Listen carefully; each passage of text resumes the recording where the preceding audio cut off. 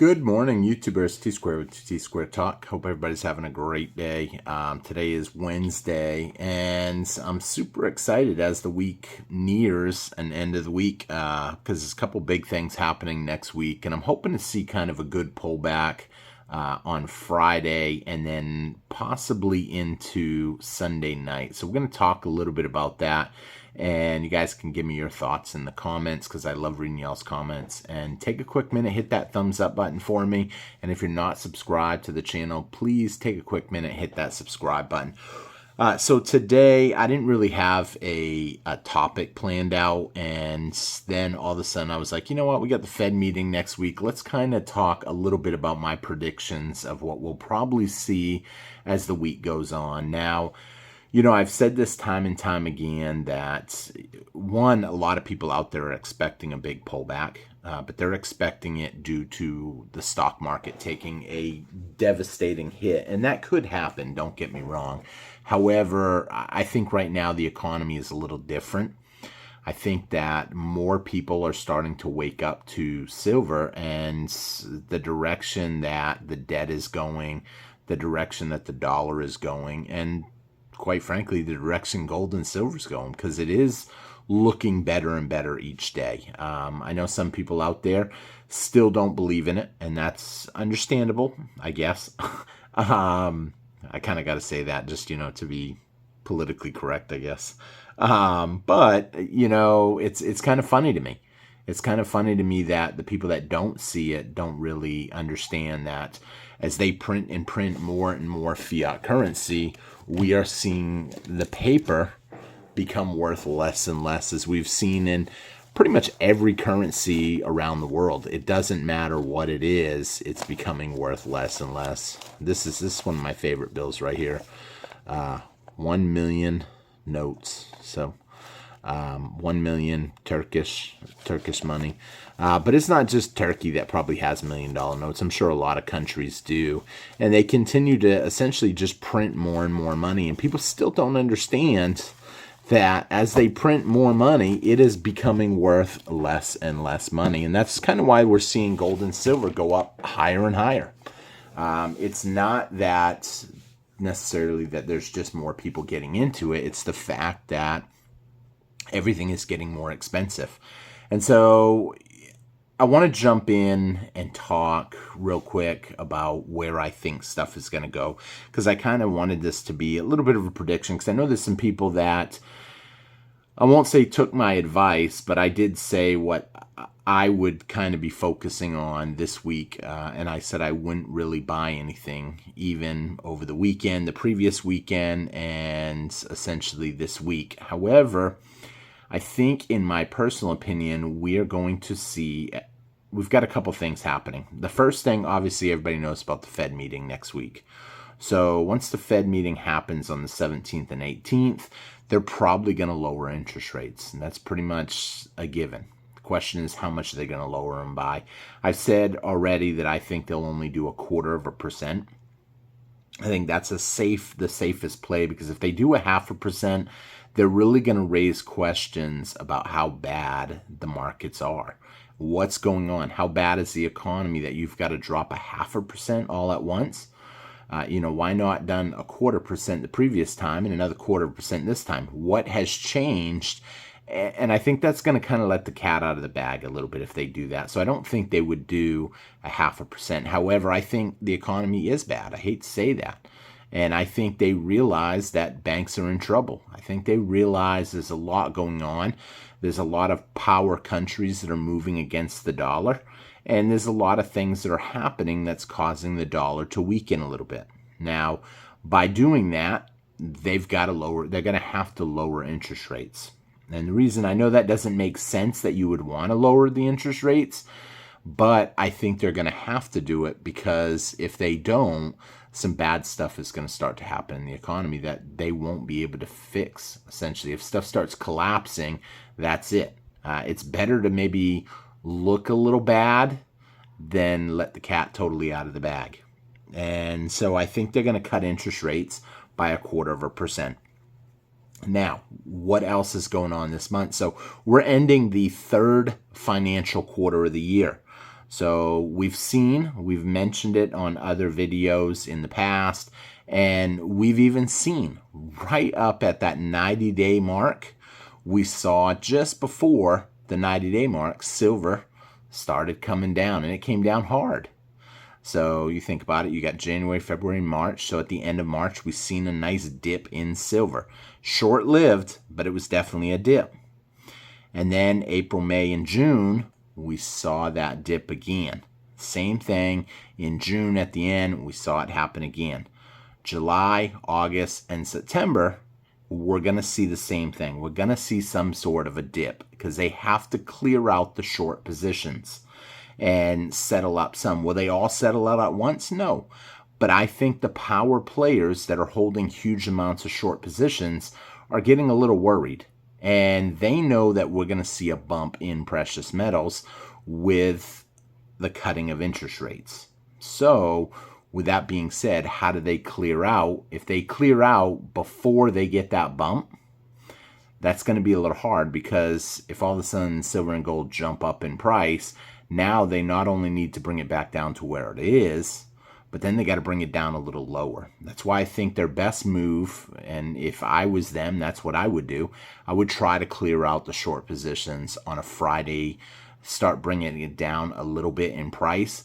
Not enough to really make it a huge buying opportunity that they've got to worry about other people jumping on their coattail, but enough that we'll see a price drop. And we'll see that probably on Friday. Now, will that be enough? I think that it would be, but I think they're going to get a little greedy. And I think they're going to go for it again on Sunday night. So late Sunday night, maybe even early Monday morning, we could see another drop in the price. Now, as the price dips, they're going to end up selling huge amounts of short positions to dip the price even lower. And as soon as they dip the price, I think they're going to cover the previous short position, which was from 3 months ago. They're going to settle that up. Now, here's the thing. I mean, are you really any better off if you borrow, let's say, $100 from someone, and then you go and you borrow another $100 from someone just to pay back the previous $100? Well, technically, no, you're not in a better spot. And they're not going to be in a better spot either. The only thing they're going to have is another 90 days. Because I think at the end of the day, what they're hoping is that if they keep borrowing, if they keep slapping more shorts on and then dipping the price lower, only to clear out the previous shorts, that gives them 90 days. And then in the next 90 days, they're hoping that, maybe they're not hoping, but they're expecting that we could see another huge downfall in the stock market. And with that, if the downfall is hard enough, then you can expect to see a lot of people selling paper positions in both gold and silver. Now, you're probably not going to be trading in your gold or your silver, whatever you've acquired. No, you're not going to be selling yours. So it doesn't really change the logistics. All it does is changes the paper price. And if the paper price does come down, there are, a certain amount of people that have the ability to buy 5,000 ounce bars. And I'm convinced that by them bringing down the price, they're not only going to clear out their short positions, but they're going to clear it out without taking a loss. Why? Because the paper selling will drive the price down low enough to where essentially they can clear it out. And for those of you that don't know what a short is, I'm just going to say real quick, we've done videos on this, but basically it means that you borrow a contract. If you borrow a contract or you short a contract of silver, generally that is a 5,000 ounce contract, and you're borrowing 5,000 ounces of silver. And by doing that, you take that 5,000 ounces and you can sell it back onto the market. And obviously by selling all that silver onto the market, it drives the paper price down. Now, the problem with that is people will be buying that silver up over the 3 months. And that's why the price eventually comes back up again. And the only thing that's happening is they're driving it down with even larger and larger paper contracts. For those of you that don't follow, I would definitely take a look at the U.S. debt clock. And in the lower right-hand corner, you can see the paper ratio to physical ratio. and you're seeing huge amounts of contracts get traded. And you're always seeing it, usually you see it at the last week of the third financial quarter. Now, here's the thing. They could end up doing that, but I don't know how that would affect them at the end if we get a big price jump, a rally, because of the Fed meeting. And so I think they've got to be careful. Could they still play it out? I'm still betting that at the end, before the month is out, we will see a good drop on the price of silver at some point. Will you catch it? You might not. I think the price is going to dip down in the high $26 range. And I think that just makes a lot of sense, that they would try to do it. And then Monday night, they beat it down Friday a little bit, not too hard. And then Sunday night, Monday morning, they do it while we're all asleep, and everybody's asleep, essentially. They have a knack for doing it like 4 or 5 in the morning. When you think about it, the time zones at 4 or 5 in the morning, whose markets are open? You've got the Asian markets already closed. You've got most of the markets in Europe closed down. You've got the U.S. markets not open yet, and therefore it kind of flies under the radar. And that's what I think they're going to pull again this quarter, because they've done it so many times before. It's almost predictable, in my opinion. So with that being said, now, once they give the announcement that they're going to cut interest rates, we'll probably see a nice jump. And, whether or not you're looking for a buying opportunity or you're hoping the price goes up, the community is pretty well split on that. A lot of you guys are trying to acquire more right now, so you don't want to see the prices go up. But some of you guys are at the point where you're like, I've been doing this for a while now. I kind of want to see the prices go up. So it's going to be opportunity if you are trying to accumulate some more ounces. And, the question is, will you be awake when that happens? I used to stay up on the 90-day mark, the 180-day mark, the 270-day mark. That week used to be the week that I didn't get much sleep at all. Why? Because I would stay up and actually watch the markets as long as I could. And, once in a while you'll see that beat down during the day. But I had a knack. It seemed funny because whenever I put my big orders in, it seems like the next day they would even push it even lower. And I was like, what in the world? So I'm really excited to see how the rest of this week plays out and how Monday plays out. I mean, silver's a buying opportunity. We've done thousands of videos saying that, silver's a buying opportunity. We said it was a buying opportunity at 14, 15, 20, 25, and even at 30. And that's because it is even at 30. It's a buying opportunity. I would not be surprised next month to see us back at an 11-year high, over the current 11-year high. Now, for those of you that don't know what that means, the 11-year high right now is $32.50. And some people are like, man, that's pretty bullish. $32.50 when we're sitting at $28 right now, or $28.50. You're basically saying that there's going to be a $4 uptick. And before that happens, you're thinking there's going to be another $1.50 downtick. But when the markets, when something gets way overvalued or undervalued, too, you have to understand that there's big money that's pushing a lot of paper into it. And if silver does go down into the $26 range, there's going to be even paper players out there that are going to be buying silver. Now, I'm not saying, JP Morgan is going to be buying it right off, although they will when the deals get good enough. But they've got to clear their huge short position first. That's really important that you understand that. But there's going to be players, even people like us, that are looking for that buying opportunity.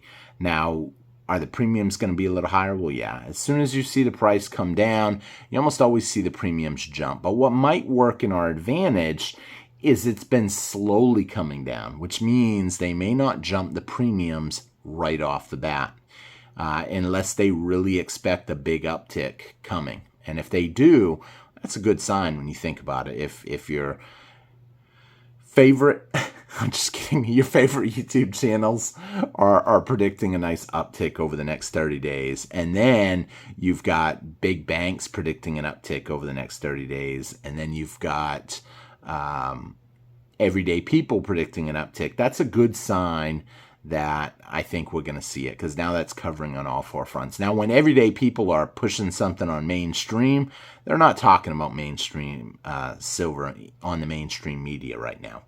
You know, if they were all talking about it, I would say, uh-oh, that's not a good sign, because usually what we find out on the news doesn't always lead us in the right direction. So with that being said, I'm going to wrap up the video here. I wanted to put this video out because I want people to be ready for a slow pullback, and then Friday a nice pullback possibly, and then Monday an even bigger pullback. And we'll see how that plays out. Could I be wrong? Yeah, they might not pull the pullback until the end of the month because they think maybe they can just bring the whole thing down to the $26 range. Once we hit the $26 range, though, I would be ready for a big jump. You know, we've seen it before. It hits that $26 mark, and then all of a sudden it shoots up over 30.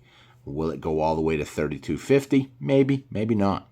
But it will definitely probably go over $30 pretty quick. And I would not be surprised next month that we're seeing 32, like I said, $32.50 plus.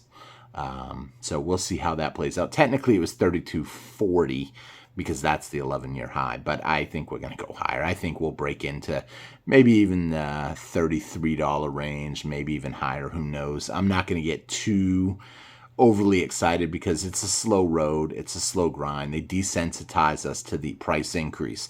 If all of a sudden tomorrow silver jumped up to $100, people probably wouldn't want to buy it. Why? Because it happened too quick. In fact, people would probably be selling it. And I guess, you know, to some people that might be great. I don't want to see too strong moves too fast. I'd rather have a nice stability in silver and in gold. I'd rather it has time to consolidate a nice floor, and then we go from there. So with that being said, I am going to wrap up here. Can't wait to see how silver plays out again later in the week, and we're going to talk more about it. Tomorrow I'll be back on a regular probably video. It won't be just a price analysis, unless I'm telling you guys, hey, there it is. Like we said, you know, who knows?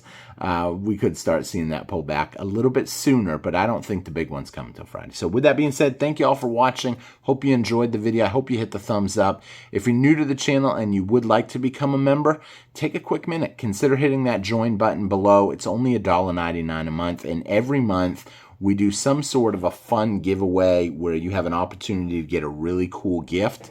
It is a random member that gets the gift, but we do a special event live every month, and it's totally random on who gets it. So it's a lot of fun, and I hope to see you guys again on T-Square Talk. And leave me a comment. Let me know your thoughts of what you're expecting the next week, week and a half to month to play out, and we'll come back and look at them again. Take care, everybody, and have a great day. Bye-bye.